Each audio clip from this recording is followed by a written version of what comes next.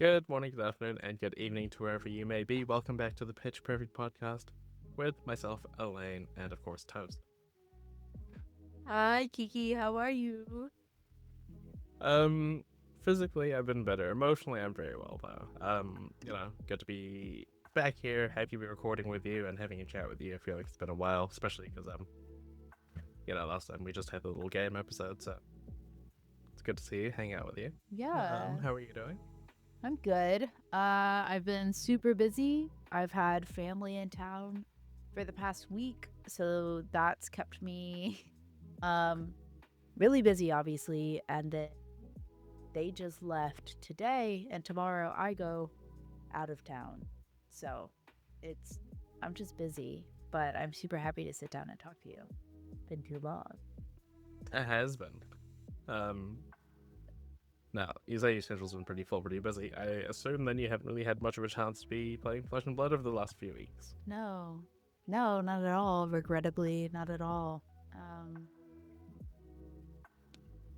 yeah. No, because also the week prior I was out of town. So I was like out of town, family came to visit, now I'm going out of town again.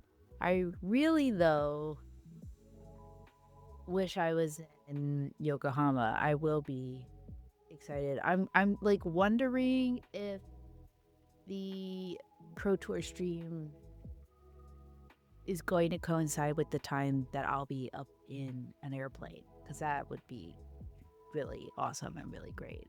I could just watch the stream in the plane. I think it starts in an hour or so. Hour 20. Yeah, but right. The first day one, right? But then Yeah. this time tomorrow I will be in a plane for like 5 hours. So if it starts around this time, then yes, I think I will be in an airplane during the stream time, which is awesome. Super exciting. Have you played much Flesh and Blood lately? Um, Kinda, to an extent. Um, I've missed the last couple of armories, one due to it just not being on because of other events at my store. And then last week I was called into work, so I was there at the armory. I just did not play any games. I was on the retail side of things, the store management side of things, so I didn't get to play much then. But on the week that we had off because of other events, I did manage to play a few games of Sage, played around with Azalea for a little bit. Just something a bit different, something light. I just had some of my friends over, we had some casual games, and Kasharn's made like this custom. Most of you may know of Kasharn. That was really weird to put that. Um, he's made like his own custom PVE kind of thing, because like as we all know, there's no actual PVE on the horizon of Flesh and Blood currently as things stand. It'll happen one day maybe. Right. Um, but he loves it, so he's been like crafting his own personal one, and we just help him test it out. So I've played it a few times now. It's a really interesting experience to have like three people against one, with one person being the big bad, you know. Yeah. And it's fun. Like he's made custom heroes for it, and it uses a lot of like wheel cards as well as cards he's made specifically for this multiplayer 3-on-1 environment. So like I can see the potential in a PvE in Flesh and Blood if it ever happens. Like it's a really fun experience. I love cooperative games. Um, and I also like beating Kasharn, I guess. So he always plays as the big bad. He loves playing as like the one, Yeah. and I find the idea of being one person against three stressful. So I'm happily just playing one of his three other heroes. We're having a good time. Um, I won't spoil exactly what it is in case he ever wants to like actually announce what it is himself, or like put it out himself there. That's his business. But either way, I've been enjoying that. Yeah, and then opening companion packs here and there That in the hopes that I get a tunic. I don't know why I don't need a tunic. I just really like the art for it. the new tunic in Compendium is so pretty. That art is gorgeous. I would also want to. I mean, I don't think anyone wants to not open the new tunic. That would be crazy. Um, but also that like makeshift PvE sounds really fun. I love like PvE. Um, and that sounds fun. I often find that like, You had to come down to New Zealand one time, and you know, I know I will make it down there. Um, Calling Auckland is just kind of like at a bad time, I think, for yeah, it's me. like 2 months away, I think. Yeah, it's like way too soon for me to be able to swing that, but Yeah, I'll I make need it to down. actually book tickets for that now that I think about it. Like, I've got accommodation and like flights sorted. I haven't actually bought a ticket to the event yet. The tickets are up. I'm just assuming it's not going to like sell out, so I'll be okay. But if they do sell it, I guess I'm just spending a weekend in Auckland. Yeah, So we'll see. we'll, we'll see. If It'll be anybody fun. else wants to come down though, you can hang out with me. You know, please.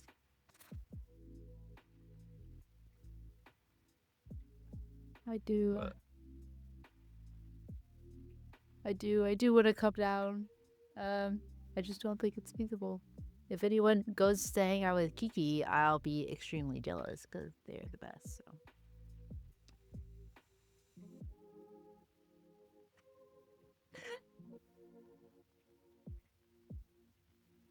but we sorry, have. just keep on staring at your cat. He's adorable. He's just like, A little bit of a nuisance. yeah. I mean, I just haven't been home as much as usual this past week because in the afternoon after work, I've just been with my family doing stuff, and um, yeah. So I think he's just like lonely right now, but he's always really clingy regardless. And I just nobody tell him that I'm going out of town tomorrow. And actually, so I'm going out of town tomorrow. Speaking of how busy I am, going out of town tomorrow, and then Wednesday I have. So this past family that came to visit, my mom and my nephew came to visit, and Wednesday my brother and his girlfriend and my sister and her husband are coming for a week. So, Do they have their own accommodation sorted, or are they like all piling into your place? no, they don't have their no. Got No, it. we happy to host. So, super fun. I love when my family comes. It's always a blast, but it is just like, keeps you busy. So, For sure, for sure. speaking of it being a busy season, though, Pro Tour Yokohama is happening. So this is a busy time for every Flesh and Blood player, pretty much. I've never had so much FOMO before in my life that I've been having during Pro Tour Yokohama. Obviously, with my schedule, this trip was just like not feasible. Um, because I Yeah, had commitments. But I've never had so much FOMO as I've had this week. Honestly, like the past 2 weeks. Well, the past like month since I realized that I was gonna have to not go to Yokohama because as soon as Yokohama was announced, I was always planning on going. Um, it happened to be the same weekend though as my best friend's wedding, so obviously, yeah. Obviously, your friend should have planned for a different day. yeah. Obviously, I could no longer make it to Yokohama, and then my family was also supposed to be coming to visit at a different time. Um, and their flights got canceled, so their trips got moved back. So it just was like there's too much happening. Um, this weekend to be in Yokohama, but I'm so jealous. What an incredible trip. Japan is always so much fun. I think Mhm. the best trip, not even flesh and blood trip, but just in generally speaking, the most fun I've ever had on a trip was for Worlds Osaka. Um, I'm just having incredible amounts of FOMO not being in Yokohama. Yeah, no. If I'm being real, I've been trying to, and for the most part, succeeding, and forgetting that Yokohama is happening. Like I haven't really been on social media so much, so I haven't like had people being like, "Yeah, I'm going to Yokohama," so and so forth. You know, the excitement that they're generally having and allowed to have, and I love that for them.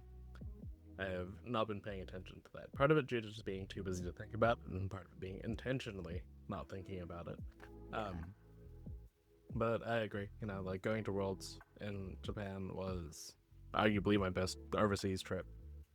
Um, I also did a lot of stuff outside of just the Flesh and Blood event itself, but like if we keep it to like Flesh and Blood, like that event was like the most fun I've had at a Flesh and Blood event. I played side events. I never play side events.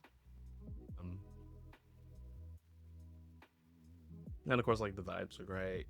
Um, and I didn't think I'd enjoy Japan as much as I did. Like I really wanted to go as a kid, and then I became like a young adult, and was like, I don't have that desire anymore. And then like even when I found out I was going to Japan through World's qualifications, I was like, I guess I'll go. And I ended up loving the country more than I thought I would. So I'd love to go back there. I'm a year and a half into my Duolingo in Japanese still, so I'm sure I'll be able to speak a lot more now than I did back then. Um, yeah, it does seem super exciting for those that are there, though. Like, you know, keeping up loosely with friends, posting on social media about now being there. It looks so cool. The merch seems really cool. Oh, the merch. And the metagame I have no clue about. Like the pink, that pink shirt. I want it. And It's so pastel code. it's so. Anyway. That's like our whole channel's like color scheme is.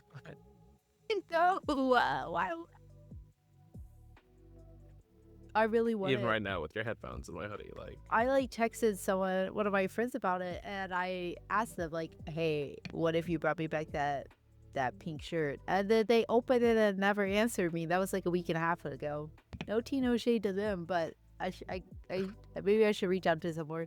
Like them not opening it, them opening it and not responding to me. I was like, it gave me. The reason I have other people I could reach out to, but the reason I have it is because I was like, it gave me some pause to be like, is this a good decision, Elaine? How badly do you yes, need that shirt? quite. Ah, I've been spending too That much much just like call money. that friend right now on camera. Family being in town, plus traveling, like I've been spending too much money. So, but out of town, family in town, out of town, family in town. Like I should be saving money, but that pink shirt. Oh, it's $40 more. I don't actually know how much the merch is. I'm just like assuming. I don't know how much it is either. And I don't want to like message someone and be like, how much is the merch? And then, because if I message and ask how much it is, then I'm the type of person who's like, I'm going to feel too bad to be like, never mind, I don't need it. If I ask how much it is, I've committed myself to buying it. Yeah. I'm so jealous. Japan is just easily my favorite place I've ever been. Something about that place I constantly feel like called back to. I love it so much.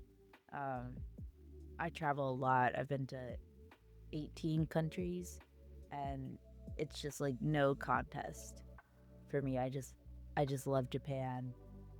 I love it a lot. The first time I went, I spent like a month there between high school and freshman year of college, between like senior year of high school and freshman year of college, because I think I was like, I really wanted to go on some kind of Europe trip for after my graduation. And Yes, Japan famously in Europe. yeah, well, we happened to have like family friends who live in Japan at the Right. time. And so my mom was like, this is going to be much cheaper for us to go spend. She was like, we can do like a little bit, like a week in Europe, or we can do like a month in Japan. And so I spent a month in Japan, and I just fell in love with it. And I just now yeah, I love it so much. It's my favorite place. I'm so jealous. But anyway, we can actually talk about Pro Tour Yokohama. This is just gonna be filled with FOMO. It's all right. We I had was gonna say, if one of us eventually gets married, whatever, then just like clearly we just have like a location hens do in Japan. Yeah. Oh, a bachelorette party, I guess. But yeah. Okay. I was like, I don't know what you're talking about, but you said Japan, so I'm down. Right. Hens do and stag do is like just, I guess, another name for a bachelorette party or a Oh, I get bachelor it. party. Okay. But yes, Pro Tour. Um, obviously, by the time this episode's going to come out, it will have already happened. So I guess we can do less of predictions because by the time you're watching this, that'll have already happened, and more of like a bets or who we think. Are we gonna retroactively be right? You know? Yeah, we can still do we'll just like it'll just be embarrassing for us probably, but that's okay. Yeah, That's we're what we're here kind of used to for. that. Kind Yeah. of used for that. Have you seen our spoiler skits? I've been doing this 4 years. If you don't think I've been embarrassing myself on the internet for 4 years, that's I don't know. So the keynote speech was this morning as the time of recording. It was about 12 hours ago. So we're gonna go over the keynote speech, and I'm going to be honest up front. I did watch the keynote speech, but the keynote speech was at like 6 a.m. or I think it was at like 6 a.m., 6:30. Yeah. I was awake because I was work, but I had family sleeping all over my house, so there was no quiet room for me to go. I didn't have my headphones on me because they were left somewhere else. So I watched the keynote speech in silence, and by in silence I mean with no sound. Yeah. And I also couldn't figure out how to turn on the captions on my phone. So I watched the whole thing, but just watch it like the images. You literally just watched. You did not listen. You just watched. I literally just watched. And the plan was to like just watch it actually, not just watch it, listen to it as well before this recording. And that just didn't happen. I've been busy. People have been here, people have left. I've been getting things back in order from having visitors and preparing to go out of town, so it didn't happen. But I've seen Thankfully, one of us it. did watch it twice. I have seen it. I did watch it as it came out, 10:30 p.m. New Zealand time. And then also again before, just now, at twice the speed, so I could type up some notes. So at least one of us is clued in on what James White said during this keynote. And of course, it started off after they broke down each little bit at the start with the lightning heroes for Omens of the Third Path. Now, of course, we here on this channel have been very excited about the different heroes. It's very lightning themed, which suits Elaine perfectly. And then we have an illusionist, which is more me coded. So they gave us a little gameplay breakdown of each of these heroes, and it's really pretty visual. So I think you kind of understood what was going on, at least during that part, I would assume. But yeah, we got a breakdown of how the heroes kind of play like an example turn. And it's not just like an example, here's 5 cards, we're gonna do as much explosive things as we can. That stuff we're all gonna need to figure out as a community. But they did show us example turns of what you can do on like a limited hand, like assuming you've blocked 1 or 2 cards. So the first one that came up was Ziggy. And it shows off the fragment keyword, which is new to the game. And of course, it being an illusionist card is a technical downside for the cards. And the card they showed us, I have forgotten the name of, was a 0 cost 5 with fragment. Fragment being if it's blocked by a card with defensive power. What is it called? It's not block. It is defense, right? Technically. Anyway. Yeah, when like I believe okay, so the card I think was Pulsing Cardia. Yes, that's one. Whenever a card with 2 or more defense power, I guess. Yeah. All I know is that's not technically called block, but that's kind of and not relevant. When it gets defended by a card with 2 or more defense, it reduces its own power by 2. So, if you block the 0 cost 5 of the 3, it gets fully blocked out. But then these fragment cards appear to have this sort of like on fragment effect. So it's kind of like if you're defending this, it kind of splinters a bit flavorfully, like getting into the zone, like it splinters off and more things happen. In this case, it gives the Z player 1 resource, which then allows Z to do more things, like playing the auras. Now that's famously an illusion thing. They have instant auras. And the one they showcased was when it enters, it gives +1 to an attack, and then if it enters with a halo counter, it instead gives +4 to the attacking power of an attack. So they're able to kind of like use the hero ability, paying their lightning flow, which is going to be key to all these heroes. Lightning flow is the resource, similar to like how Mystic said chi. To then flicker or remove the aura and put it back into play immediately. So that gave +5 to the attack that was being blocked for 3, and of course there's no phantasm in this, so it didn't end the combat chain or anything. The attack still went through, so it's kind of like an attack reaction, and then of course there's arcane damage in the weapon as well. So that's kind of a breakdown of how Ziggy plays. I'm pretty excited about that. I was gonna ask. You are obviously very interested in Ziggy, non-binary illusionist. So do you have any other thoughts on this aside from like just that you are really excited? Is it better than you would have hoped for, or just different, or Yeah, I think it's different mainly. Like, I didn't know really what to expect. Like, of course, we saw our previous spoiler was a Mirage card from Compendium. right? I was wondering if they're going to lean into that or not, but that one wasn't like a talented card.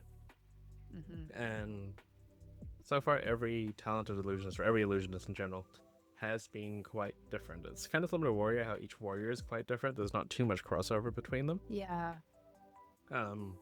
Each illusionist has played quite differently, even the 2 prisms. And I've always lent towards Prism. Like, I liked Droma, I liked Enigma, but not to the same extent as Prism. So I had no expectations about what Ziggy was going to be like, except I knew that it wasn't going to be like Prism, or I had a feeling it wasn't going to be. And this kind of confirms that. I do like the idea that these attacks are overstated to an extent still. Which sounds ridiculous. Like, yeah, I like cards that are more powerful than they should be. But, part of the draw for Prism to me was that it was these 2 cost 6 power attacks with on hits in yellow, which is well above right, and of course has the downside of Phantasm, but encourage your opponents to block. Like, I like being a kind of control-y offensive deck by forcing your opponent to block by playing defense rather than being the other way around almost. So I like that these 0 cost 5s, or this one that we've seen, kind of incentivizes the opponent to defend out here, and maybe they might over defend it, and you can kind of use that as like a way to get your card advantage, get your resources. And also it's just pretty powerful. Like, if we get more sort of things where it's like enters have an effect, and then enters with a halo counter get another effect, and of course it also had ward as well, so it provides you some defensive value as well. Like, I really like that about the new prisms. The new prisms Figment. It's kind of similar thing where you're playing offense, but meantime you also have some defensive cards, and that kind of takes away from the fact that some portion of your deck won't be able to block, which I assume is going to be the case again, as signified by this aura not having a defensive value. Right. So I'm kind of excited for it. Well, I'm kind of more than excited. I'm more than kind of excited. Words are hard. I'm definitely a lot more excited for it now than I was prior to seeing this video. Like, now that I've seen a bit more of what the deck actually does. I have no clue how to build it. I'm not a deck builder, I'm going to be real, so somebody else is going to have to do that for me. But I will enjoy it.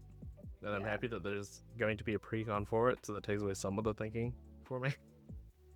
But playstyle wise, I am quite excited for this hero to be here. And should Prism win this Pro Tour, I will have to pick up something else for Worlds. Not for Worlds, for Nationals. Um, but no, I'm going to be very excited. It'll be a slow process to pick up the deck, and I want to see more of their cards. I think they look really fun. I think this set in general just like looks really fun though, and will be really cool to play. Yeah. Anytime I was watching that, I was like, I wonder if Kiki's watching this. Actually, also, I liked.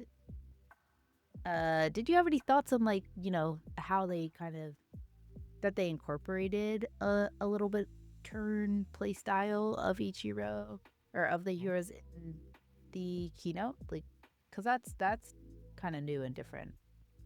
Yeah, I don't know if they've done something like this before. If they do, I don't recall it. Yeah. But I do enjoy that, just like because well, one of the heroes is obviously quite new. Like the other two heroes are remixes on the originals, right? Like Acilio and Aurora have existed in the past, so you have some idea of what they can do. Whereas, like I mentioned, Ziggy is a whole new hero, and all the illusionists are very different.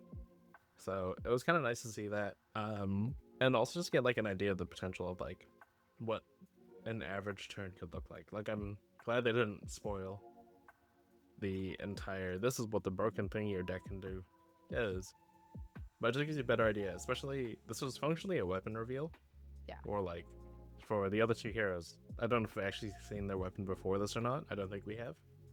But functionally, this was like the weapon reveal, and it was nice that we get an idea. And it was, I think, it was just enough to get people like excited. You know, like they announced these heroes quite a while ago, which I think isn't something they've done in the past. Like they haven't announced the heroes and the set, and then it kind of felt like there was nothing for a while. Yeah. So I think they needed to bring something to pique people's interest, especially leading to spoiler season coming up. So I quite enjoyed it. I liked it too. I was gonna say that I think they did a good job of putting like enough to kind of pique everyone's interest without just feeling like they left nothing to be desired, right?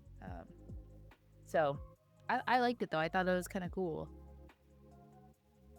Sure. I think maybe the only downside is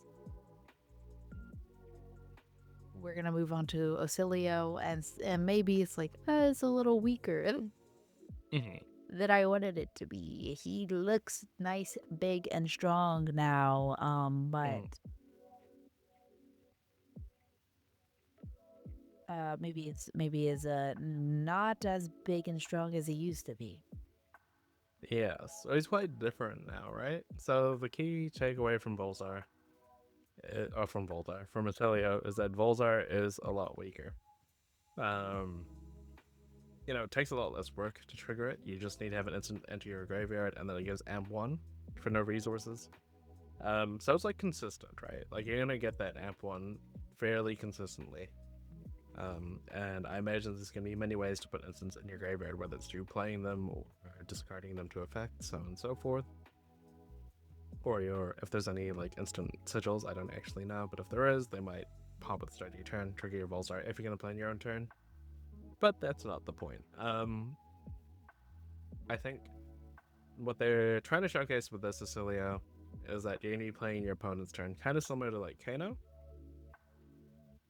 They didn't make it clear if there's going to be like a sort of combo element to it in the same way that like Acilio had or that Kano had, but they have made it clear that you are playing during your opponent's turn as a fairly sizable portion of your game plan. The card they showcased was functionally a defense reaction. Yeah.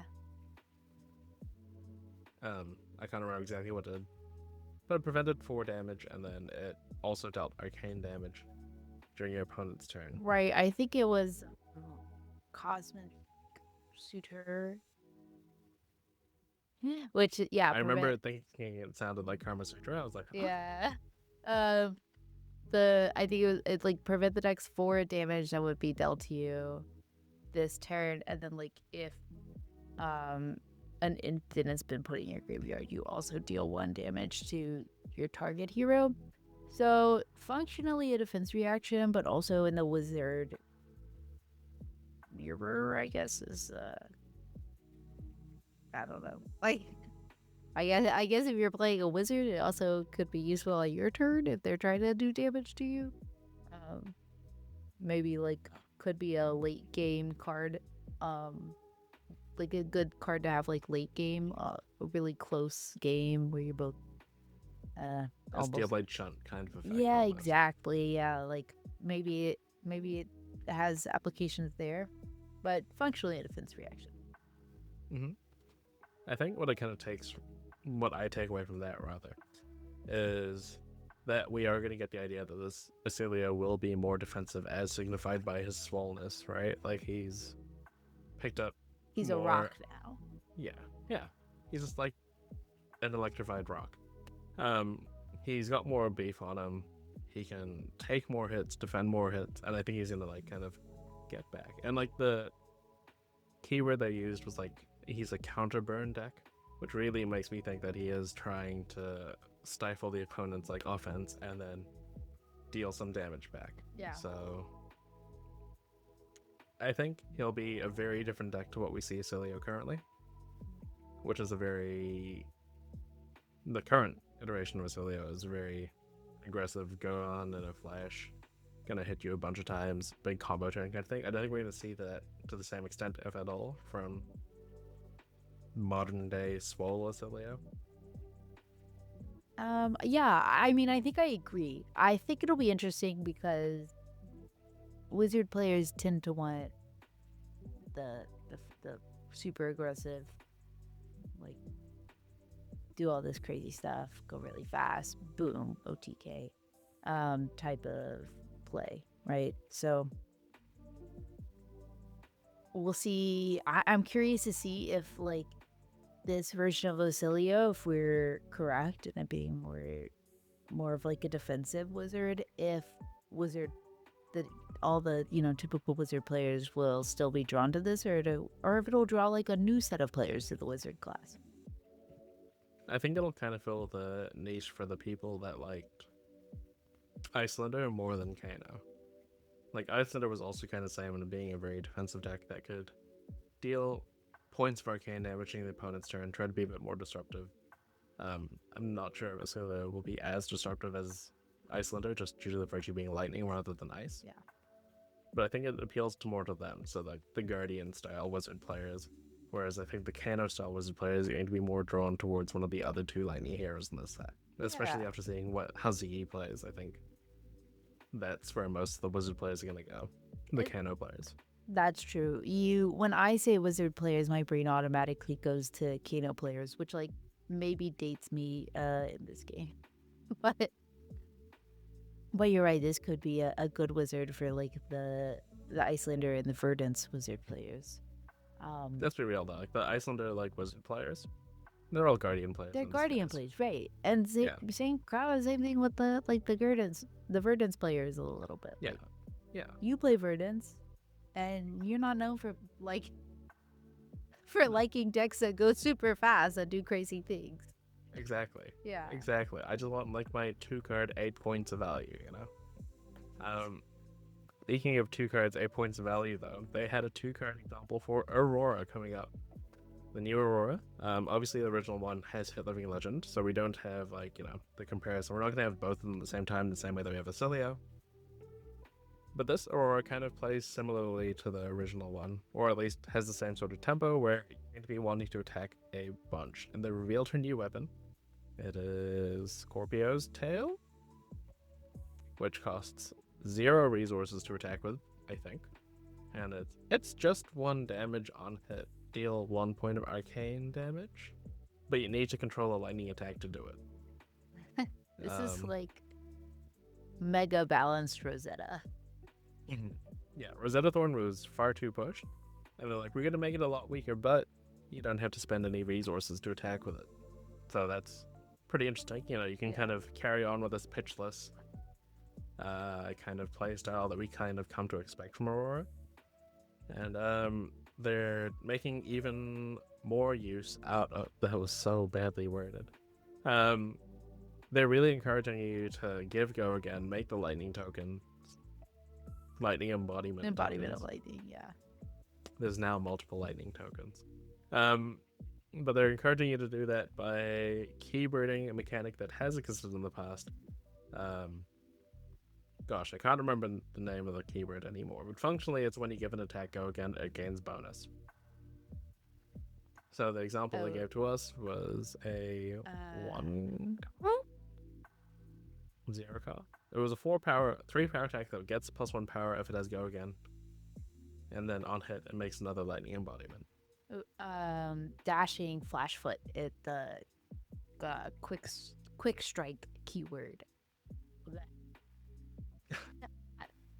Did not come out. But yes. So like, you've played Aurora, and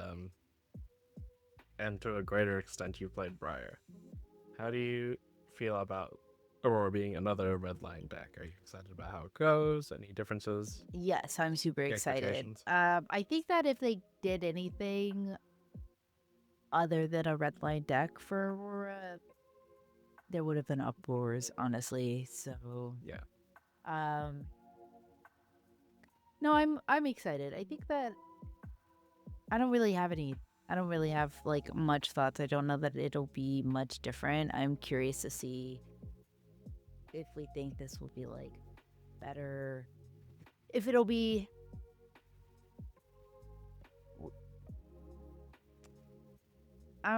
she can't be as good as the previous Aurora, obviously, because the previous Aurora like was way too good and LL'd like way too fast.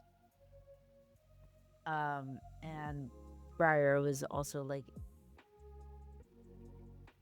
is an incredibly powerful hero. So I'm just curious to see like playing this and also how she shapes up in the meta. Like how good will she actually be? And how do you like have they finally done a good job of like balancing a red line deck that is just like a lightning rune blade? So I don't know, that I'm really excited about her. If they would have like tried to make her not red line, no, I wouldn't have liked that. Yeah, I was gonna say, like, I did just call it a red line deck, so they did reveal an attack that was yellow. And I was gonna say that, yeah, But the spirit is there, you know. The like, spirit is there. The weapon's free. The spirit is there. Like I can I think play. the yellow exists purely to like activate like the hero ability more than anything, right? Like the resources aren't to play your attacks, it's to activate your other stuff. Would be my assumption.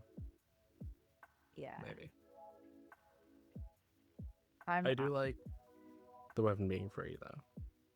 I really like the weapon being free. You do have to have like a condition to be able to swing it, right? So it's not the case where you can just throw your whole hand and then swing with your weapon, unless you had, I guess, like a lightning surge from Arsenal going into the weapon. But it's because then I think Aurora would have become like a bit more of a midline deck. So the fact that it still is free, but it does have the condition that you have to have control lightning attack, keeps Aurora from becoming like a more of a mid-range hero, and encourage you to say like really aggressive, go wide with her, which I like. What I like about this weapon as well is that it's not a weapon that has go again, unlike Starfall, right? Yeah. So a lot of the times with these sort of aggressive zero cost decks, you will have what we call like a chain ender finisher, and a card like Snatch, for example, which is like a zero cost for on hit draw card. And those kind of effects kind of discourage your opponents from blocking earlier in the combat chain out of fear of like a bonus effect at the end. And, you know, it's kind of quite powerful. And this weapon being your chain under and not having going in naturally, of course, it doesn't get affected by the embodiment of lightning tokens being a weapon, not an attack. Right. It kind of means that your overall ceiling is kind of capped to an extent where you can't play as many finishers because your weapon is your finisher. You're probably going to still play Snatch or some other ones as well, let's be real. But this one really wants you to focus more on giving go again to your other attacks. And then, like, it means that if you can't get more sources of go again, then your turn will be kind of hampered. And I think it's kind of, like you said, it'll be nicer for, like, these go wide zero cost decks to not be as broken. Yeah. Maybe. We'll see. Yeah, I mean, at some point they have to figure out how to balance these things. So this might be the point. I do think maybe the condition on the weapon is a start. However, seems pretty easy to satisfy. Yeah. It's less more about like satisfying the weapon's condition, I think, and more about just the cost of having that as the end of your turn. Like, because you can't play during your turn and never again, right? That has to be like your turn.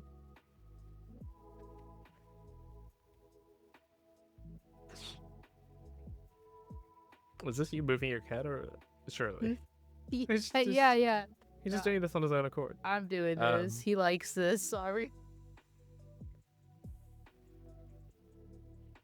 I'm sorry to our audio-only viewers. You're missing out on a little cat puppet show. And I know you exist because one of you frequently tells me how often you watch the episode and makes references to it in person. So, shout out Richard, I guess, for whenever you hear this.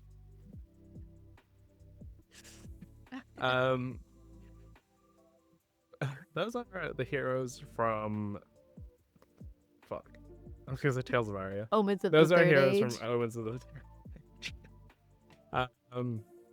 And if we move on from the Third Age to the Silver Age, we have new precons. Of course, there's Chapter 3 coming out with 5 new heroes. We've gone over that in the past. Yep. But the relevant news coming out of this keynote for Silver Age is that there's going to be booster pack or booster themed Sage precons. So for those that don't know what that means, because it's kind of ambiguous, wishy-washy wording, golly,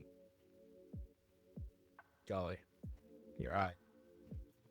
After Chapter 3, I don't know if this is Chapter 4 or not, I can't remember. But in some time, they're going to theme their Sage precons to the set that they are tied to. Which is kind of nice. Like, once again, like, you get... This is something we've had in the past with, like, Blitz precons, where they're going to give you, like, a base of cards, we assume. You know, like a nice deck that you can play out of the box, but then if you wanted to do upgrades, the set appropriate will be on the shelf as well. So, you know, it makes it a lot easier to kind of make a starting point for when you bring friends in. If they want to play Sage and you want to play Sage with them, you can get them to get the starting point deck, and they can build off from that and start their own journey that way, which is kind of nice. Yeah. I think it's kind of nice. I think they've also released enough. They will have by the point that they tie them to the current sets, like they'll have released enough of the previous heroes that it'll just kind of be constantly keeping Sage up to date. So I really like that. And of course, as well, the other key point that I nearly forgot about, even though I have it in the notes, is that the Sage voting is finally happening. We're finally going to figure out how this voting thing works in real time, I guess. Like, you know, there's been a lot of speculation on how this works, and, like, they have told us how it works now. A lot of, like, speculation of who is going to go. And I think, like, now that we've seen the format shape out, like, our early guesses for, like, benching way back when probably were incorrect. So we're going to see the first bench heroes coming out. Voting starts next month. The bench heroes will be revealed in June, which is 2 months, I guess. Um, at this point, if you were to vote, let's just make it public. If you were to vote, who would your 3 votes? Is it 3 votes? It's 3 votes, right? Yeah, Yeah. I think it's 3. Obviously Aurora, I think will be I think voted it's out. like obviously Azalea would be my first vote. Well, when you were talking, that is what was going through my head. Mhm. I vote according to vendettas. I don't think I saw any Azalea. I think I'm the only person who I know that, like, not that I know, but that, like, I played or played against. I think I was the only Azalea, actually. So maybe that's a me problem. Yeah, I don't No, think she's problematic in this format. I definitely think Aurora sticks out to me the most. Hey, calm down. Maybe. Oh my gosh, I'm sorry. I'm overstimulated. Like cat hair everywhere. Aurora, I'm so sorry, but I do think I'd probably put a vote in there for Enigma. Um, I don't want to say Phi. Gotta be someone more problematic.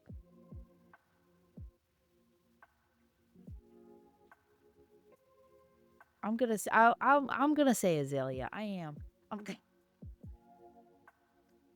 I'm gonna say Aurora, Enigma, Azalea. Mhm. Can I help you? I think KO is the first one to get banned. Or not banned, benched. Um, he's kind of been very prominent in most of the discourse around Sage, I think, has been around KO and how good it is. I don't He is. I don't think I experienced like KO on a local level. Mm. Yeah, no, I think it's mainly the sweats that are playing KO. The ability to kind of just go 7-6 or 8-7 or just like 2 big attacks every turn was kind of problematic at this point, I think. Of course, there are people that, recognize that KO isn't or is powerful enough but isn't going to be the downfall of the format. Like, Summer had a good tweet about that, about how people will work around KO. And, it's not a one deck format, but I think KO is prominent enough. I can see a world where Kano also gets benched for a bit. The arcane damage he can kind of put out is kind of problematic. The games only last 3 turns with Kano, regardless of who wins for the most part. Either he's going to out arcane damage you, or he's not going to be able to block enough for your damage, so I can see him going. And then, I don't know about the third. Part of me still thinks that Briar might get hit before her deck comes out. You didn't have like Aurora's running rampant. I think like I do remember us talking about or you talking to me about KO and Enigma locally for you, and those just weren't weren't in the meta that I was experiencing. My meta was like maybe like 1 or 2 Kanos, and then it was just really a lot of Auroras. It was like every Pro Tour was like all Auroras in the top 8. And Phi was big here, and I don't remember playing any KOs. I did play, and like maybe I did, I'm sure. You could go back and watch the episode. I'm talking about a KO matchup, but it didn't scar me, apparently. I do remember like getting my ass handed to me against Reinar a few times. Yeah, but yeah, I definitely do. Like, I think KO is just something I didn't experience locally. Yeah. At least on not on that level. At least not to make it memorable. But I do think KO, like, yeah, being able to do 2 6 power attacks, and it's just a little absurd, and maybe intimidate here and there. Like, yeah. Yeah, the damage output is quite high. But this is why we have the voting process, I guess, right? Like, it's pretty clear that we have different meta games and stuff, and like, it'd be kind of weird if all the decisions were based off one meta game rather than another. So that's why we kind of like see a kind of more worldwide aspect, and it's like it's player driven as well for the most part. LSS do also get to choose one of their choosing as like a fourth benching as well, so that'd be kind of interesting. I think Enigma's kind of fallen down a bit now that the bannings have happened as well. With like Sirens leaving, a bunch of the life gain that she had isn't there anymore, and you kind of have to find more tech ways to do it. Also, just as an aside, we haven't had Chain yet, and Chain comes back with this as well. You know, I was I was thinking about that, and I'm really curious to see just like with these changes what exactly we're gonna experience, because I don't think that Vi will be in the first round of bans. I don't think he was like problematic enough. And I do think that deck is just like not fully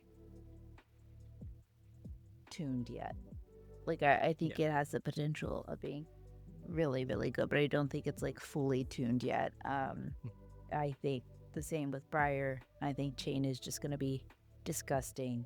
So I'm really curious to see like how getting rid of top decks will bring out these other decks, and like will they when people start turning their attention to them, will they become even more problematic than the current? Yeah, for sure. I think a lot of people will pay attention to Chain when he finally joins the format. I'm a little scared about that. Yeah. I know a lot of people that I am friends with are going to pick up Chain, and I'm going to not want to play Sage. No, it's fine. I've been enjoying Sage a lot as like a casual format, like just messing around with heroes I normally play. So I'll be looking forward to seeing how this first wave of benching goes and critiquing your decisions. No, I'm kidding. Viewers, you're fine. I'm not going to critique your decisions. Just don't ban Enigma, please. Now, on to the next topic. We have Mastery Pack Elaine.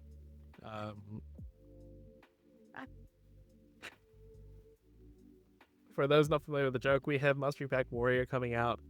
They had a little trailer for it, and unless I've missed something, they spoiled teasers for every warrior to be present in the Mastery Pack, which isn't too surprising. But that includes a young Hala, which is kind of exciting. She's got a cute little blonde bob. I liked her hair. Yeah, I know. We didn't see it in like the full adult version, but you know. I rewinded it to see it. I saw that like she popped up with her little hair, and then I was like, go back. I like rewinded and paused. So I was like, zoom in. Let me see that little pink blonde bob. I like that. We love a little bob. So cute. And that's the important news to come out of Mastery Pack Warrior. No. So there's some difference between this Mastery Pack and the previous one. Unlike the last one, there are 3 young heroes, and it was Olympia, Dorinthia, not Dorinthia Resplendent, but the other Dorinthia, not the normal Dorinthia, the one from like the battle deck. Quicksilver or something like that. Yes, Quicksilver Prodigy. I should know this. I wrote an article about her. And although Hala. So the 3 warriors that have had pre-constructed decks built for them, being Quicksilver Prodigy, Hala, and of course the upcoming Olympia armory deck that I have jumped ahead towards are going to be featured as the 3 heroes for Matri Pack Warrior, which is interesting. I don't know how the limited format is going to work then.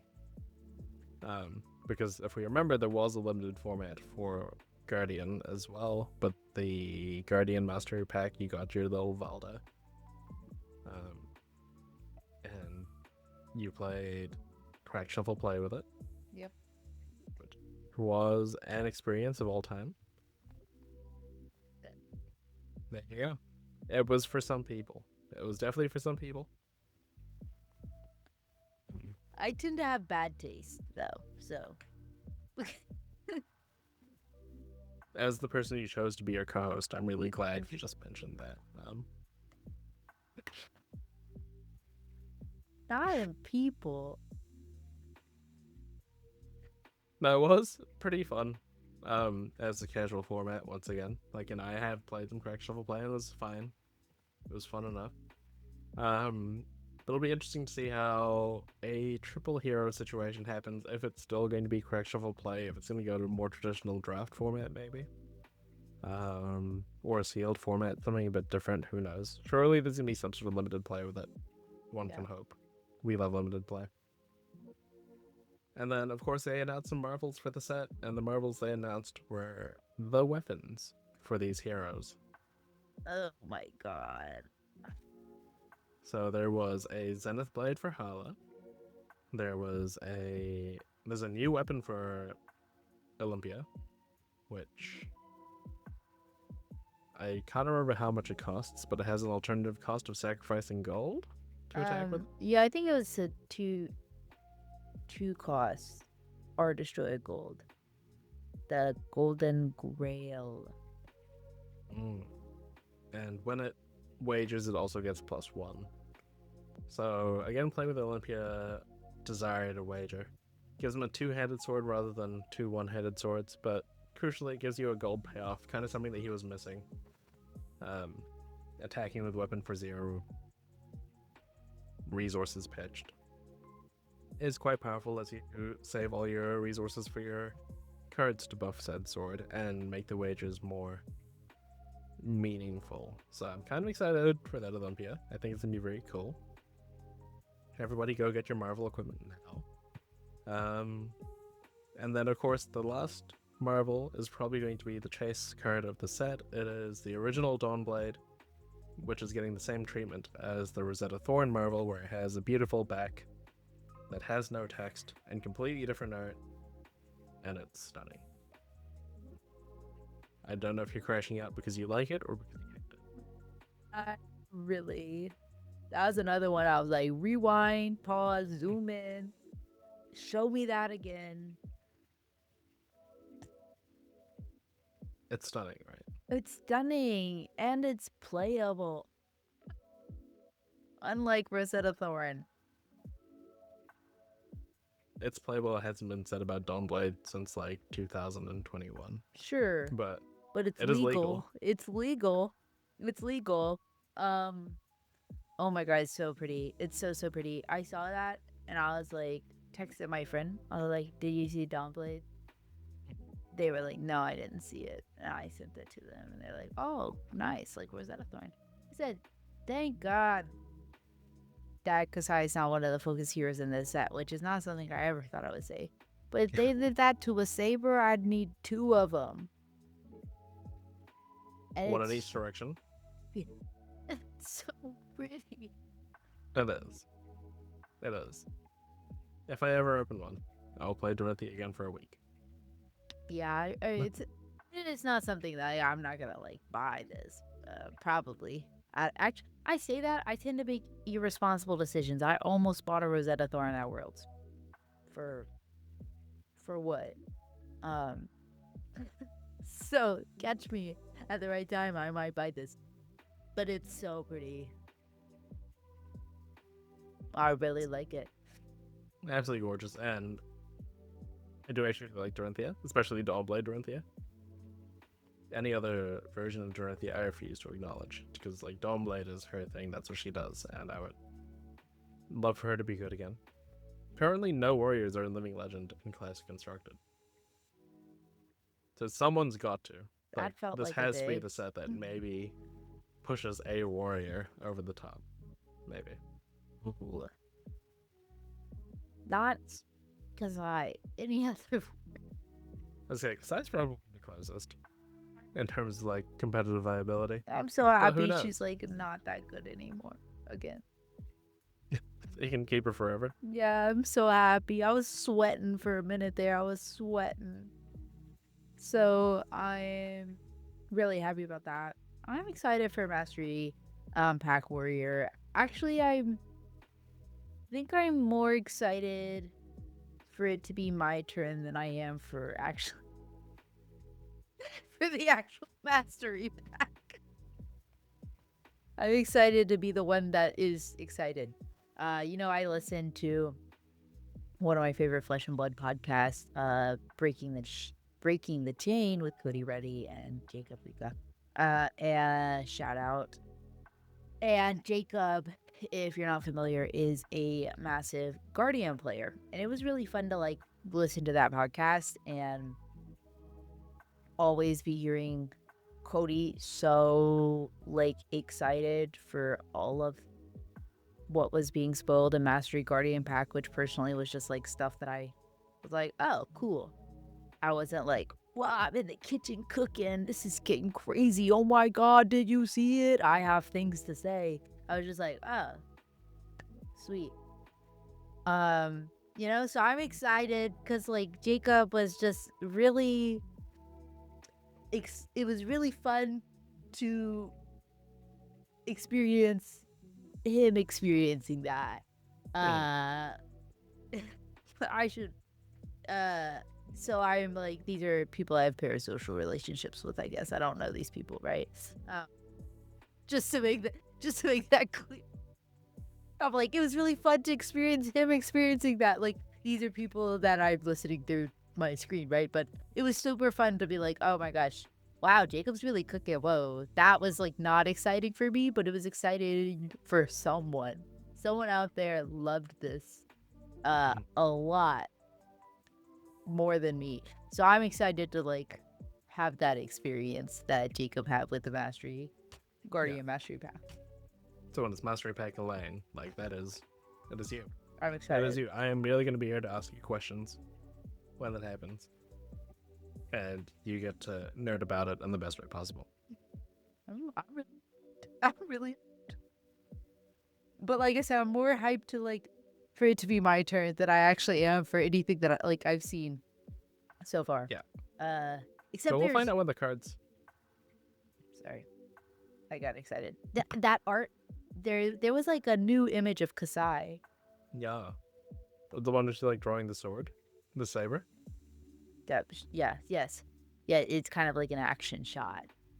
Yeah. And I am really excited to like, what is that? What's that? That was another one that was like, go back, pause, zoom. She looks so cool. Mm-hmm. And I want to know what that is. Action plus X. When you hit, make something. Have Centauri soldier men. What are they called? Centauri sellswords. Make them appear. Centauri soldier men. Just Kasai and her army of like himbos.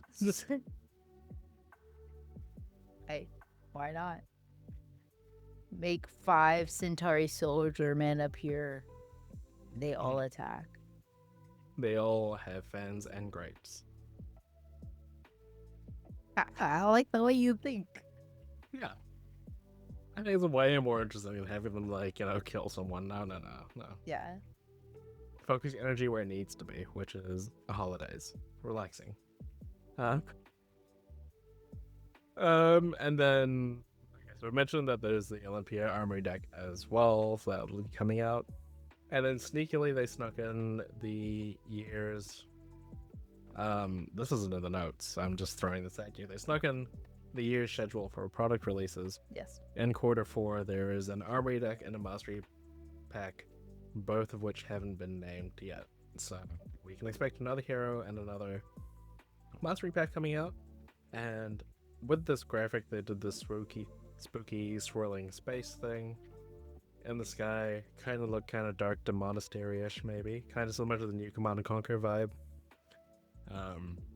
So we might maybe have. Oh god, if it's like Mastery Pack Runeblade, like, but stop. Stop, just put that on the shelf, please. We That don't would be need that. great. That's like, no, you can't do that. Take it back. Don't do that. Yeah, but that's like my very early speculation is that there is going to be a Mastery Pack Runeblade, or they could do Mastery Pack Shadow I was gonna say, what if they did a Mastery Pack Shadow, like for Mastery Pack talent. Yeah. Talent? That could be interesting. Ooh, that could be interesting. But is that the point of Mastery Pack? I don't know. It's to bolster like a class, right? But talent is kind of like Yeah. a class almost. But that's kind of like, like at what point is that not just a set? Yeah, just make Monarch 3. Like if you want to do that. Right. Right. Like Omens of the Third Age is gonna be all lightning. So like, what would be the difference between like Omens of the Third Age and like Mastery Pack Shadow? Smaller set, non-tinted draft, maybe. Or just wait till Prism hits Living Legend, because she will eventually, and then you do Monarch 3. And you make me very happy once again. All right. Thank you, Daddy LSS. I'm clipping that. I'm making a sound bite out of that. Thank you, Daddy LSS. Oh, man, now I just said it. Look, of the two of us, one of us has clipped a lot more, and it's not me. That's because I'm always throwing a cat. Always, even once. Every On single... camera. I think I just did it in this episode, but it wasn't as casual over my shoulder. No. Every single week, I get at least one. I get a DM of at least like one screenshot of me and my cat. Every time we put out an episode. Because he's always here. He's like our producer, I guess. He's not the only cat I have either. Like, he's just needy. Though I love him. All right, so we have to wrap up keynote. We have some world tour news. Calling 100 be in the US to be announced. There's no other details on. No other details. Nothing else to say Literally about just- that. The 100th calling is in the United States. There's no date. There's no time. There's no city or state. There's no format. I'll be excited You'll to expect it to be big. Yeah, I'll be excited to see like what what they do with that though. Like, they're gonna go all out. They're gonna do some fun special stuff. It'll be big. So I'm It has its own imagining. logo. Yeah, it'll be an event that you won't want to miss. I won't want to miss it. I don't want to miss it. Yeah, you'll be there for me. I also wish I could be at Set 20 World Premiere in Seoul. Mm-hmm. That's so fun and cool, and I want to go to that.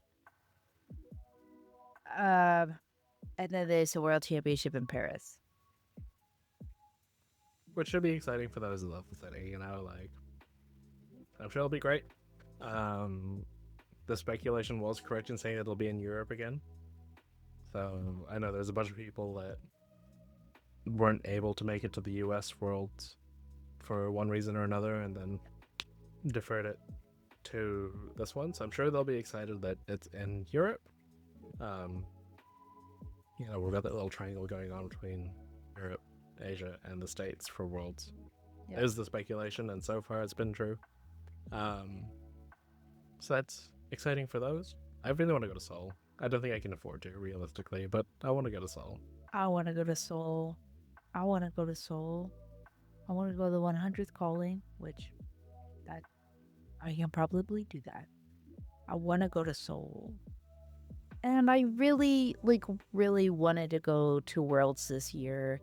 I still might. It's something that I will have to think about. Paris is not my favorite place on the world for personal reasons, I will say. So I don't know. It's something I'll have to think about. We'll see. But But yeah. it will be great, though. Of course it will. It will be a great event. It will be a great event. It'll be very lots of fun. Um, we'll see. Yeah, sorry, 1 second. I think I forgot to note this as well, but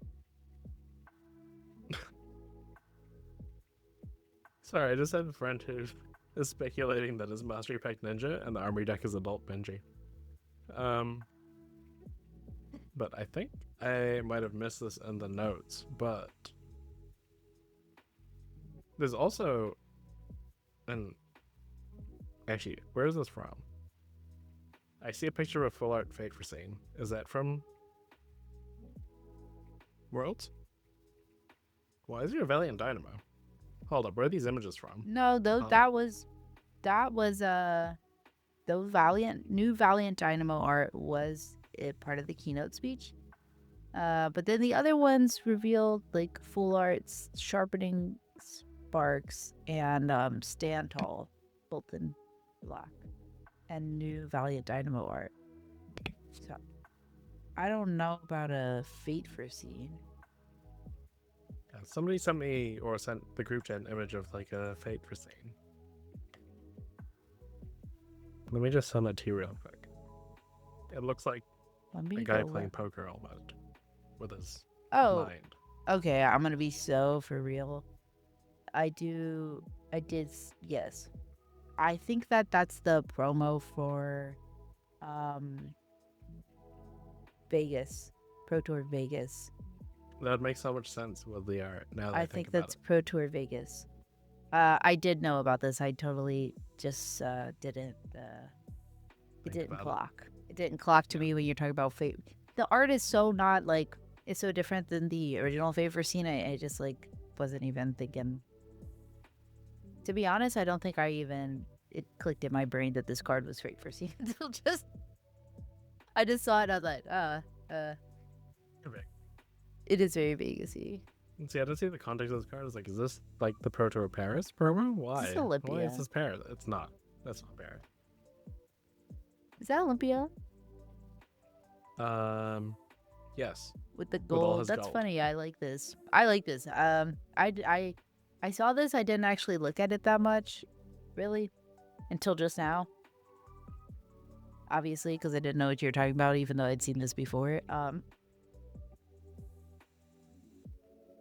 Yeah, this is funny actually. Now that I'm really looking at it, thinking about it, I like it. I like the art.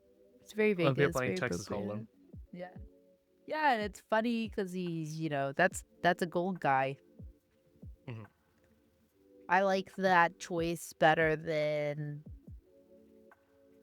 Victor because I feel like what if Victor gambles away his money? What does he have? Probably like more money, like just Yeah. Also, Victor doesn't like have the like. I feel like Victor wouldn't be good at Texas Hold'em, at poker, yeah. at smart things. And I He's just like horse, you know. right. Victor wouldn't have this like energy of like, ooh, I'm really trying to like win. I'm thinking about this. This has some sort of stakes to me. Like Victor, just get away from me. Yeah, he'd probably play poker. Yeah. He'd just probably No, be like easy to swindle. I do think he would play. I don't think he. I think he would have a very different energy in the casino.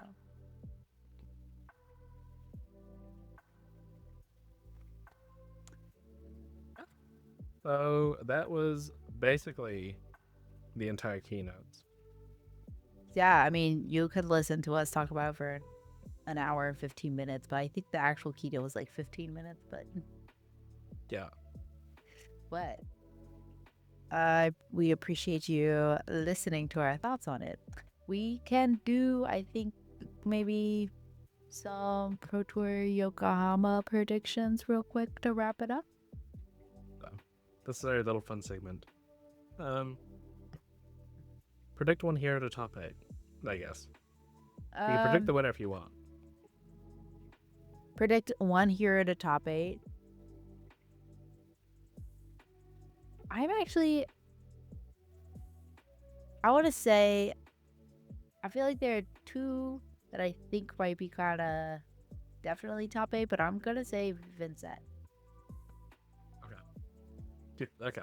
So if you think there's two, which one do you think will win? Oh, Let's do it. who do I Predict a think? winner and a top 8 deck. Okay, a top 8 deck. I'm going Vincent to take down the whole thing. I'm gonna go Mario. I think I'm gonna go with Victor to top 8. Sorry, Okay. Victor to win and Gravy Bones to top 8. Gravy. Okay. Yeah, I feel like people are hiding the Gravy Bones tech, and I think somebody's gonna come out this weekend for Gravy Bones. I don't know. I just have this feeling. Okay. Usually, Okay. like my top 8 is like Prison's gonna top 8 and not win because it feels like that happens every time. But I think this time it's Gravy Bones is gonna top 8. Top 8 not Prison win. might also top 8, but that one, yeah. I just don't want Prison to win, which sounds weird, but I want to play Prison at Nationals, please. I'm really interested to see if like the Victor Takes the hype that lead. we've seen like still carries through and takes it down. And yeah, I was kind of between Victor and Vincent for my top 8 pick. What hero do you think will be most represented? Probably. I don't actually. I'm keeping that much of an eye on the metagame. I'm going to assume Victor. Wrong for that? I don't think so. I think Victor's got a lot of wind in his wings right now, is that a saying? Got a lot of horsepower. Yeah. I'm gonna say my husband, Ocilio. That's the most represented. Yeah. I don't think that's gonna be true at all. Because I think but I said it. But I don't think that's gonna be true at all. Simply because like it's not a deck that like, you know, it's kind of not it's a hard deck to just pick up. But I will say that what we've mentioned Mario, we've mentioned Ocilio, we've mentioned Vincent, Victor, Gravy. I would argue that all 5 of these decks to play at the competitive level are some of the hardest decks to play. Like none of these decks that we've mentioned are decks that you can just like be like, oh, let me pick it up. Like these are hard, very high ceiling skilled decks. And I do think that we are at a point in this Yokohama meta that's just kind of like we don't have any. Wait, in the past we've seen top decks be like, oh, it's a top deck because it's just like you just play it. It play like the deck plays itself. Like Aurora, obviously I'm not like trying to discredit any past winnings or whatever, because you have to have insane skill to win all of these events. But like decks like Starville, for example, and even prior to a certain extent, and Aurora, like these decks are piloted by very skillful players, but the decks itself are not too complex to play. And the decks, you know, Victor is maybe the least like complex to play, but I think to play at this level, he is quite complex. Vincent, very complex deck. Gravy Bones, you play one card, you have to do like 5 things. Mario is, you know, also a hard deck to play. There's so much going on in an assassin deck, and then of course Ocilio is not an easy deck to play at all. So I am. These aren't the type of decks you just drop your hand. They're not a Syndra where you're just playing 4 to 5 head jabs in a turn. Syndra too, There's yeah, some another sequencing good involved, example. risk reward, etc. Exactly. I agree. And because this is the Pro Tour, it's not a big calling, it's not an open entry event, like, we will be seeing more of these skill-intensive decks, because that's just the kind of, like, the average player quality is going to be higher. Let's be real, it's a Pro Tour. This isn't shade on anyone, this is just the cream of the crop, the best of the best playing in this event. Yeah. I think with where the meta is at right now, with like these decks being so complex and skill intensive, like this is going to be one of the most mentally exhausting days. Like what am I trying to tournaments? Yeah. Events. Like this is going to be one of the most mentally exhausting events for players because every really good deck is just really, really I mean, when I played Gravy Bone, oh my gosh, after 8 games of Gravy Bone, my brain was coming out of my ears. Like, and all of these decks are kind of at that level. Like, these are tough, tough decks to play. I think it'll be very mentally exhausting, but I also think stream's gonna be awesome. And it's starting in about a minute from now. Yeah. Do you have most represented deck? Did you say that? Victor was my guess. Victor was your guess. Vasily was mine. Any player winner in terms of player prediction? I will Even just always back regionally. Yuki. Yeah. Just forever and always. Do I have any particular reason why this event over any other? No, I just think she's great. I will second that. I think Yuki is great also. Should we just put her as the thumbnail for no reason? I was just gonna say I just want a gender minority to win. I always love seeing them, love pull for them, so Yuki's if one of our many gender minority players could win and then jump on the podcast next week, that'd be great. That would be great. We would love that. At least top 8 for us, for Toast. I'll be pulling for all of you. There's like the amazing part is I think there's like way too many to even shout out at this point. Yeah. So way too many big names. We'll shout you out when you top 8/win. Yeah. I'm really excited. We might actually have an answer by the time this video goes out. Who knows? We should have an answer by the time this goes out, now that I think about it. Yeah. Yes, I will still be out of town by the time we have an answer, so this video won't. Don't bite me. How are you? Well, it seems like he's in dire need of you, so maybe we should wrap this up. But thank you everyone for listening to us talk about the keynote. It was fun to chat about it, hang out together. And I would say, give us your predictions down below, but there's really nothing to predict by the time you're watching this. It's already out. Give us your predictions about what you think the heroes will do. The new lightning heroes, I guess. If you so feel like commenting, please do. In terms of where to find us on social media, Elaine? You can always find me at ehamontree on all of the social media. ehamontree, what word like bacon on butt or pork on shrubbery. And you can find me at kikibird.bsky.social, or on Twitter you can find me at kiki_la93.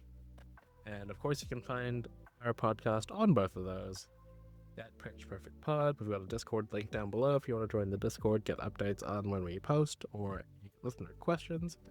But until then, thank you all for watching. Have a wonderful day, and on behalf of myself, Elaine, and this beautiful ginger cat, goodbye.